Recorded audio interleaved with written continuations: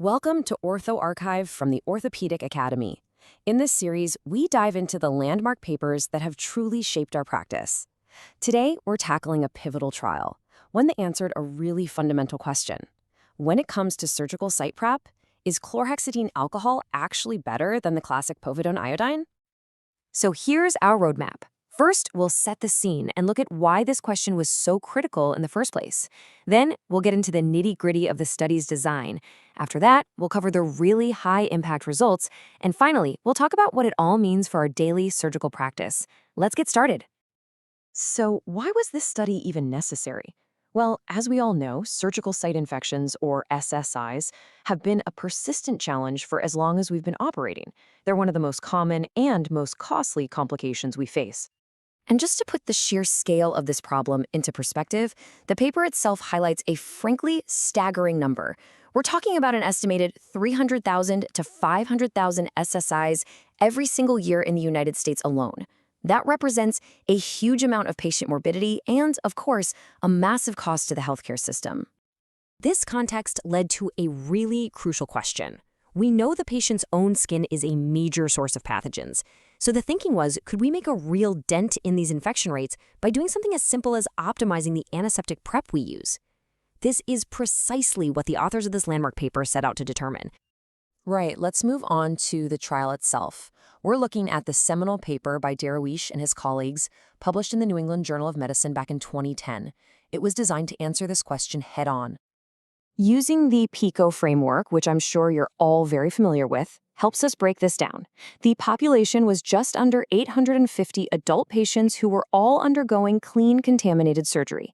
The intervention was a chlorhexidine alcohol prep, which was compared directly against the standard Povidone iodine prep. And the primary outcome? It was straightforward. Any surgical site infection within 30 days of the operation. Now, as surgeons, we all know that the quality of the evidence is everything. So before we even look at the results, it's absolutely crucial to scrutinize the methodology. We need to understand why this paper's findings carried so much weight. And really, the study's design is a masterclass in how to do a high-quality trial. It was prospective and randomized, which is the gold standard. It was conducted across 6 different hospitals, which helps with generalizability. And critically, they used an intention-to-treat analysis and blinded both the patients and the people assessing the outcomes, which is key for minimizing bias. It's a truly robust design. Okay, so now that we've established the study's credibility, we can turn to the exciting part, the results. And believe me, this is the data that prompted a major shift in practice for so many of us around the world. Here it is, the top-line finding. The overall rate of surgical site infection in the Povidone iodine group was 16.1%.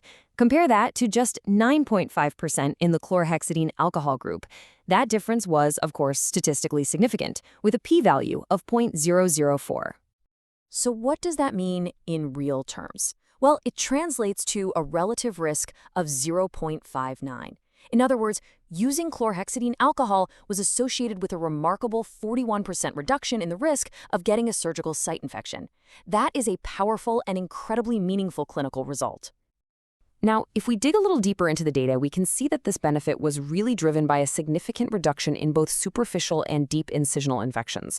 Look at that. The rate of superficial infections was more than halved. What's interesting, though, is that there was no significant difference in the rates of organ space infections. And that actually makes sense, doesn't it? As those are less likely to be caused by skin flora to begin with. Okay, section 5, the implications. Evidence is only useful if it actually informs what we do. So let's talk about the profound implications of these findings for us in the operating theater. You know, sometimes the author's own words just say it best. Their conclusion was completely unambiguous. They stated preoperative cleansing with chlorhexidine alcohol is superior to cleansing with Povidone iodine for preventing SSI. A clear, direct, and truly practice-changing statement. But to really appreciate the clinical impact, this is the number that always gets me. The number needed to treat, or NNT. Based on these results, you would only need to switch from Povidone iodine to chlorhexidine alcohol for just 17 patients to prevent 1 surgical site infection. That demonstrates a highly efficient, high-impact intervention. So we'll leave you with this final thought. This paper came out over a decade ago. How has this evidence shaped the protocols at your institution? Has it influenced your own personal practice? We'd genuinely love to hear about your experiences, so please do share your thoughts in the comment section. Thank you for joining us for this Ortho Archive review. If you'd like to read the full paper for yourself, and I highly recommend you do, you'll find a link for it in the description below. And please, subscribe to the Orthopaedic Academy channel to stay updated with more deep dives into the papers that truly defined our field.